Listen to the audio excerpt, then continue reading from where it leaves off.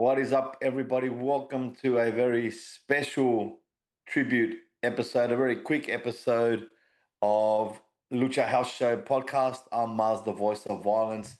As always, here at ringside with my colleague Rowdy Rod, and we are here to talk about the immortal Hulk Hogan.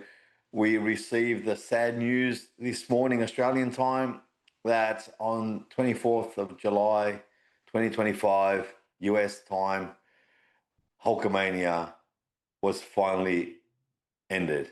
Unfortunately, by Mother Nature, who did what many wrestlers could not do.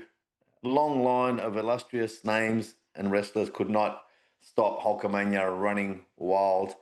But Terry Bollea, better known as the Hulkster Hulk Hogan, passed away from cardiac arrest, surrounded by family, from what I understand. And this is just our small tribute to the man that was Hulk Hogan. We're going to just say a couple of quick personal stories and just talk generally about the impact that the Hulkster had on professional wrestling, which was unprecedented and just incredible and intergenerational.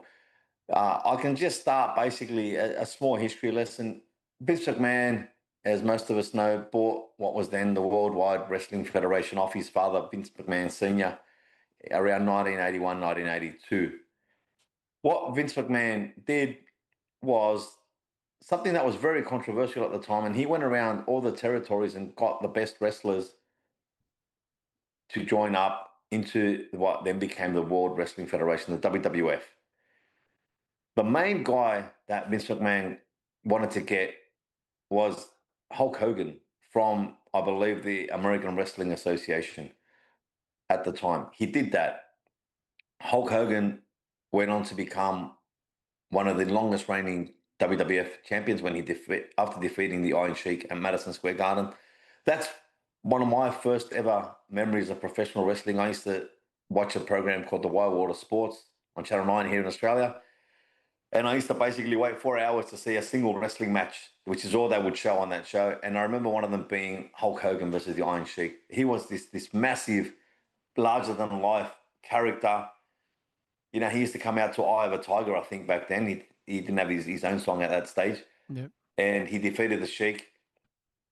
And it was just incredible to watch. And look, Hulk Hogan brought many, many eyes to professional wrestling, many casual eyes, many people from the so-called mainstream. When he appeared in Rocky 3, Yeah. alongside Sylvester Stallone as Thunder Lips, in that famous scene where a wrestler takes on a boxer. Hulk Hogan, if it was a pivotal moment in the history of professional wrestling, you can rest assured that Hulk Hogan had a part of it. Let's go back to 1985 as we do our little timeline of professional wrestling. 1985, March 1985, WrestleMania 1 at Madison Square Garden. Oof. Vince McMahon bet everything he had on WrestleMania 1 being a successful pay-per-view. The main event of WrestleMania 1 was Hulk Hogan and Mr. T versus Rowdy Roddy Piper and Mr. Wonderful Paul Orndorff at Madison Square Garden. Again, people watching because of Hulk Hogan. There were a number of celebrities as well that took place, but that was a huge success. WrestleMania 1 was a huge success. It lifted WWF up a lot. It saved WWF, and WWF continued to grow. WrestleMania 3, another massive WrestleMania, where main event was Hulk Hogan versus Andre the Giant, where it was advertised as will Hulk be able to slam Andre the Giant? The irresistible, I can hear Gorilla Monsoon saying it now, the irresistible Yes. force meets the immovable object. Wrestling fans know that Hulk Hogan had slammed Andre twice before on house shows that weren't necessarily televised, but this was billed as the first time Hulk Hogan ever slammed, or the first time that the Giant was ever slammed by anybody. And sure enough, Hulk Hogan did that. Out came the famous leg drop. 1, 2, 3. Hulk Hogan, champion. WrestleMania 6, Hulk Hogan versus Ultimate Warrior. Another pivotal moment in wrestling history. Ultimate Warrior was red hot at that stage. Hulk Hogan again, main eventing WrestleMania. I've lost count the amount of times that Hulk Hogan main event of WrestleMania. We then had what was known as the mega powers when the incredible, the unbelievable happened, and Hulk Hogan joined forces with the macho man Randy Savage. Ooh, yeah. And they became the mega powers. The mega powers then imploded. Hulk Hogan, always at the forefront of the major storylines in professional wrestling. He then, as we know, left the WWF to go and join WCW. Now, say what you want about what evolved there and things like that. But Hulk Hogan, once again, I'll take you to 1996, Bash at the Beach, the birth of what came what came to be possibly the greatest heel faction in professional wrestling history, or in fact any heel or face faction, and that is the New World Order, the NWO. Mhm. Bash at the Beach, 1996. Scott Hall and Kevin Nash, who had defected from the WWF, came across and they were saying they were attacking the commentators, they were attacking Bischoff regularly. They were just cleaning Doing house their with own thing. everybody in their path. They announced that they would be having a three-way match and that they would be, sorry, I withdraw that, a three-way tag team match, and they would announce that third person at Bash at the Beach. No one knew who that was. Nobody. And who was that third man? That was Hulk Hogan. That was the biggest heel turn in professional wrestling history. And yes, I am including the recent heel turn of John Cena. That was massive. Hulk Hogan turned into what became Hollywood Hulk Hogan. The red and black was gone. The black and white was here. Hollywood was here. Hulk Hogan then carried the NWO for a long time. And then we move fast forward to another massive, massive WrestleMania moment involving Hulk Hogan, WrestleMania 18, Toronto, Canada. It wasn't even the main event, but everybody remembers it as the main event. Hulk Hogan versus The Rock, where Hulk Hogan was a Mhm. heel and The Rock was a face. And that crowd, who a very knowledgeable Canadian wrestling crowd, very knowledgeable Toronto wrestling crowd, started cheering for the Hulkster. The Just impossible command possible. it's just what we do. It's just That's what it. people do. It's what wrestling fans do. It's just a natural evolution of what happens. Hulk Hogan Rock, monumental WrestleMania 18 match. Look, Hulkamania has run wild. Hulkamania will continue to run wild. When you're NWO, you're NWO for life. And look, if you see back here, this is a wrestling figure. This figure, my parents bought me that in 1985. Damn. 1985 when I was a kid. Jeez. Okay, I've still got it. My son now plays with this. This is my That's son's history. introduction into professional wrestling. Beautiful. That just shows you the impact that Hulk Hogan had, the intergenerational impact, and that when you ask people of my age, of your age, Rod, or even younger, Yeah. what's your, do you have a Hulk Hogan memory? Most of them, especially my age, I'd say 99.9% of them would say 100%. Hulk Hogan is the reason I started watching professional wrestling. Yeah. I say today, Hulk Hogan is the reason I started watching professional wrestling. I thank you, Hulkster, for everything you did for the business. I thank you for all the good times that you gave us wrestling fans. I thank you for the bad times you gave us wrestling fans. I Oh, thank you man. for the heel turns. I thank you for the leg drops. I thank you for the body slams. And from the bottom of my heart, Hulkamania will run wild forever.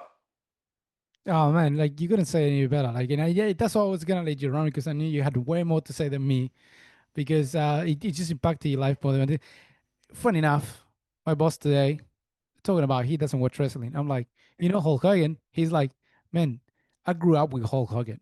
Like we're talking about a person that doesn't watch wrestling. And he was like, Mm. that's sad that he passed away. I'm like, that's a bit of a shock, man. And he told me that.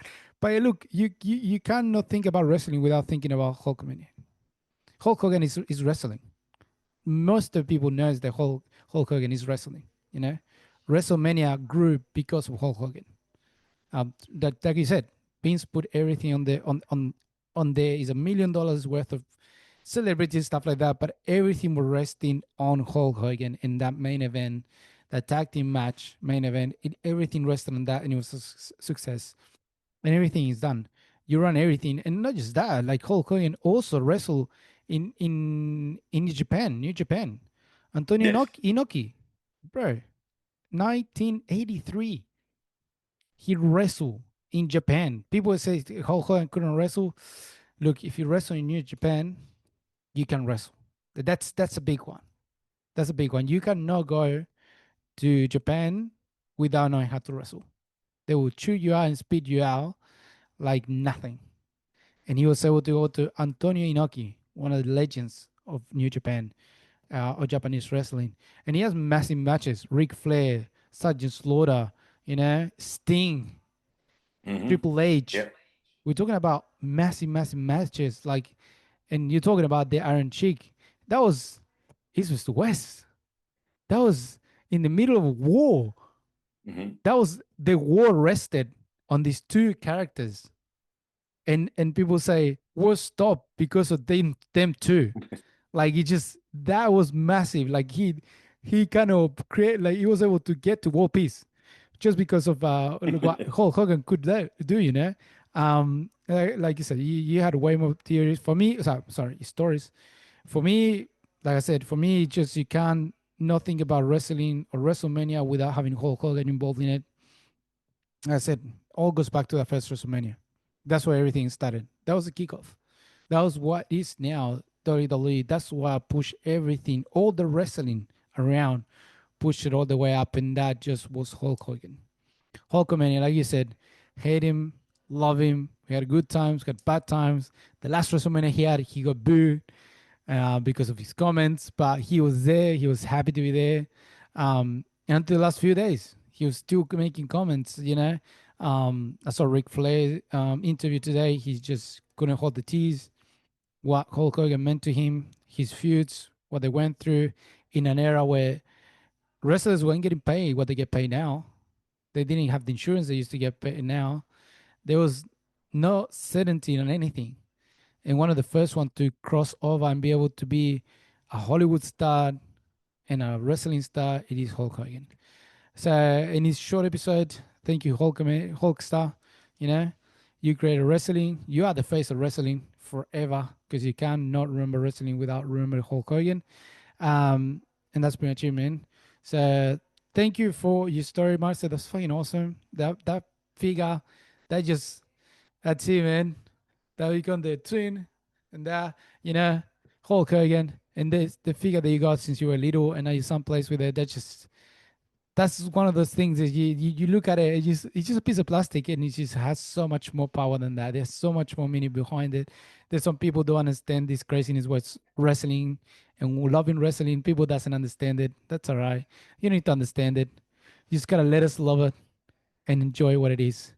So from here, from New HSP to the family Hulk Hogan, to Hulk Hogan in the stars over there next to Ozzy Osbourne. He's with Ozzy now. We also lost Ozzy. Fuck, two guys in 1 week. I can't One hold it. more thing, bro. One more Go, thing. go, go.